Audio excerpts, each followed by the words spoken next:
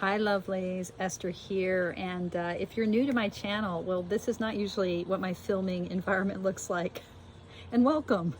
And if you're returning, welcome back. I'm in Florida for the week, here for work and also visiting relatives, and oh my goodness, sunshine. Sunshine. But I brought along a box that I've been wanting to unbox for a while now, and I thought maybe while I'm on this trip I will have time, and sure enough, here I am, and the weather is gorgeous, of course. And I have a deck that I'm super excited about. This is the Talisman Tarot. The artist goes by the name Oil Star Frosting. I think his name is, or their name, Oli Thalanosis, I believe. And I think this is a Kickstarter deck, but I got it through Etsy, and just look how beautifully, colorfully wrapped it is. And it came with a sweet little green velvet pouch, and I'm super inspired. This is a Tarot de Marseille deck, but like the Tarot des Ozarks, which is probably my favorite modern Tarot de Marseille. Hold on, teeth moment. Sorry, that's not very elegant. I'm not an elegant YouTuber, I'm sorry. Anyway, like the Tarot des Ozarks, this is more abstract art. And I have to admit, I was intrigued both by the images and also by the name, because as some of you know, I have this practice, which I think of in terms of the three functions of tarot. I think about tarot as having a mirror function, where the cards reflect back to us our present moment, or the present of the querent, whoever we're reading for. That's the most mindful tarot part of tarot's functioning, at least for me. It also has an oracle function, which I think of analogously to like a Zen koan, like those puzzle sayings, those teaching sayings, like what is the sound of one hand clapping, you know, those moments of, you know, hey grasshopper, if any of you remember the old Keith Carradine days of Kung Fu, that kind of puzzling statement that is intended to evoke a shift in heart and mind. So tarot in its oracular function for me is the way that, like all good oracles, tarot presents us with questions, not with answers, but with questions that kick around in our hearts for a while. And then lastly, tarot has this talisman function, where the cards can give us an archetype to lean into, an archetype for support. So, you know, I use Amalia's talismans, her story oracle tarot, her little tiles. I use these as talismans every day. Each day I pull a new pewter tile and put it on the pendant. It's magnetized. And so today my talisman is the the Knight of Wands. So how does that fire of fire energy, how is that something that I can lean into throughout the day? A force to call upon. So Talisman Tarot, I'm like, okay, will this deck help me think in another deep way about how the tarot can be talismanic, how it can not just be about guiding us toward action, but instead about giving us the protective energy, or the inspiring energy, the guiding energy in this moment. So not so much how does it lean us into the future, but how does it hold and contain us and support us in the present. Now, whether this deck will aid in that, I'm not sure, but the images, the images really inspired me. And I can already tell, I had heard someone in my Mindful Tarot group was using these cards, and I had heard from her that the cardstock was really quite extraordinary, and it is. And this is a nice sturdy tuck box. So anyway, without further ado, oh my God, can I describe this cardstock? First of all, it's bendy. It has good snap. It's slippy, but matte. So I think, can you see? And it's standard tarot size. Oh my God, it feels wonderful. So these are the backs. And the thing about this tarot, it's Tarot de Marseille, but notice, unlike other Tarot de Marseille, the imagery in the major arcana is super iconic. Like the images are boiled down to a kind of iconic statement. So the Fool, we have the staff and the bundle. Le Bateleur, so the desk, the lemniscate. It's kind of, the lemniscate, of course, I mean, that comes from the, as much from the Rider-Waite-Smith interpretation as from the Tarot de Marseille tradition. Oh, La Princesse. So that kind of strange older French word or corrupted word, that takes me to the Dodal Tarot. But this is the Papist or the High Priestess, and so we have a kind of pomegranate and a crescent moon. Oh, the Empress. The Emperor.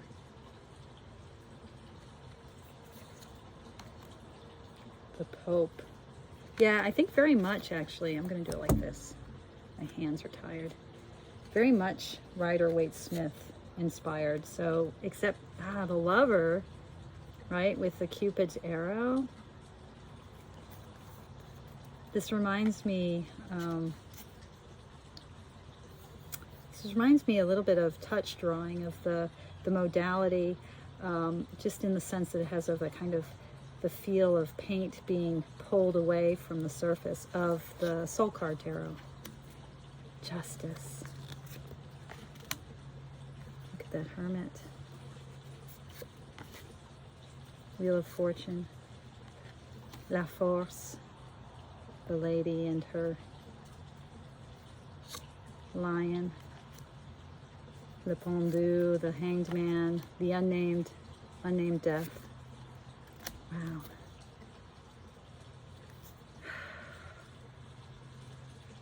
Temperance. Oh, I love this fire and water. So, you know, for me, when I'm thinking about the talismanic force of tarot, its function as talisman, I'm really thinking about how the archetypes come forward, how they become presences in our life. And that a daily tarot practice where we pull cards thinking about the talismanic function can help us kind of get to know the face of those archetypes. And in that way, you know, even without pulling cards, you can sort of, I don't know if this makes sense. Let me just say it like this. La Maison de Dieu, right? The tower, or the that sense of the house, the God house, that sense of the way station for the traveler or the infirm. Oh, I love how the star, how this almost feels like hands poised up toward heaven. But, you know, as you get to really live with the archetypes of tarot in that talismanic fourth function, I don't think these are in order. I'm just realizing.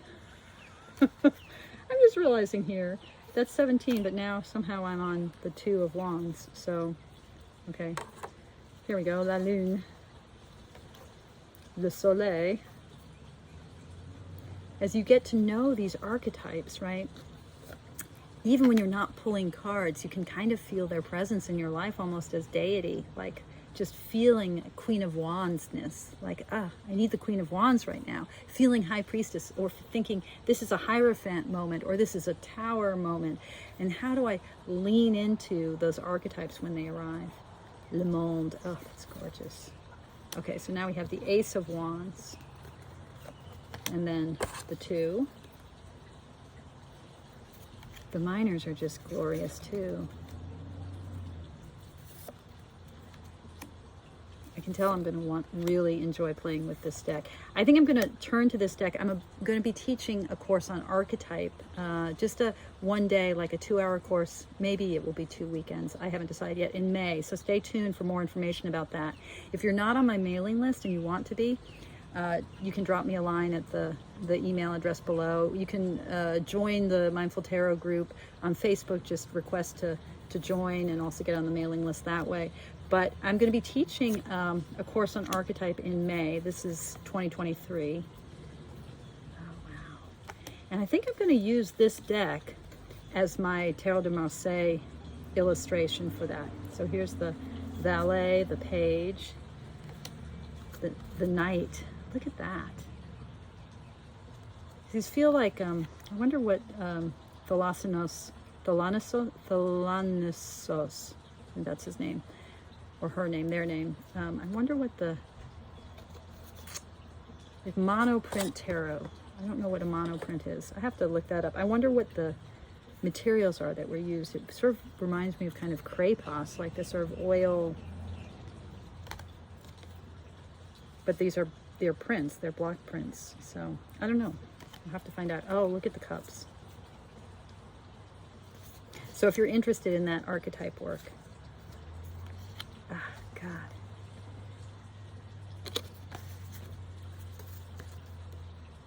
I mean, you know, it's Tarot de Marseille, so there's not going to be huge amounts of information on the pips, but I love the kind of mass of color and then the outlines being drawn into that color. Again, the sense that the lines are pulled away from the color. Oh my God, I love these. Look at this knight.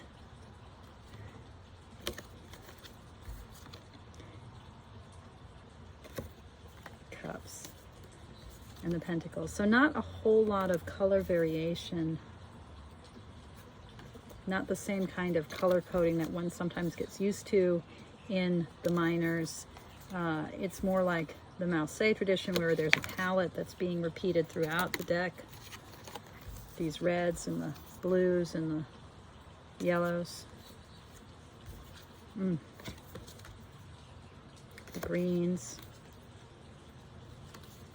I love the expressiveness, the ways in which the horse is just, you know, hooves, a little bit of a sense of its neck and flank.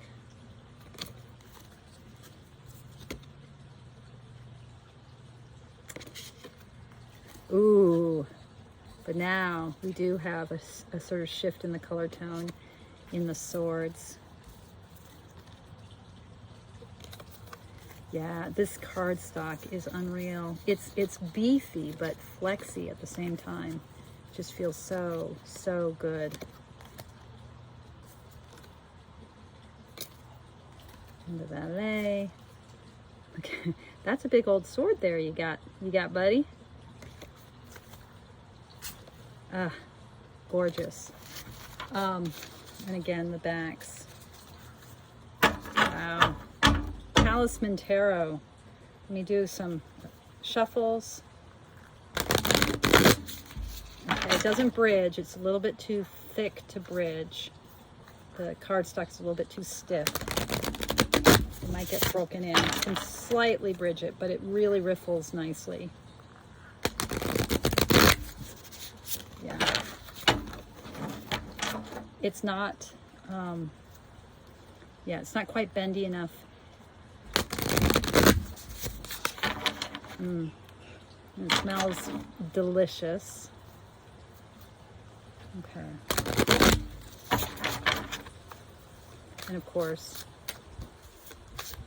if you're an overhand shuffle kind of person, this is really smooth and slidey.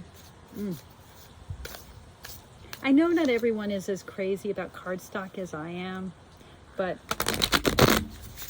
you know, it's important to know what you like, right? And for me, tarot isn't tarot without divine cardstock. Of course, the backs are not reversible, which doesn't matter to me in the slightest.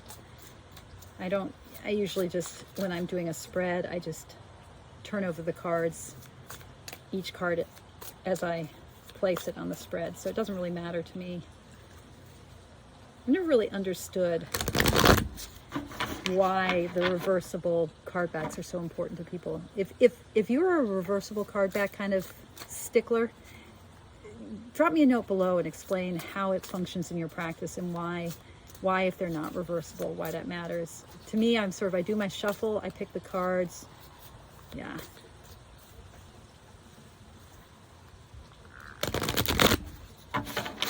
Okay, so here we go. Okay, Talisman Tarot. What do you want me to know? What do you want me to know? How do you want to teach me, Talisman Tarot? I feel like I should do one more shuffle. Okay.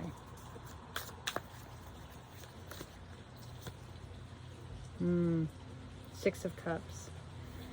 So you're wanting me to feel that kind of harmony and beauty of the heart, of perfect mutuality, and the ways in which past and present weave together in the heart. Are you going to be a deck then that opens me to that flow between my child imaginal space? I've been thinking about childhood a lot and how that world of childhood, I just reread a very beloved children's book of mine, The Changeling by Sophie Keatley-Snyder, and I was thinking about how that world of childhood is full of all the stuff that the cups are full of imagination, archetype, image, resonance, meaning, deep, deep soul meaning.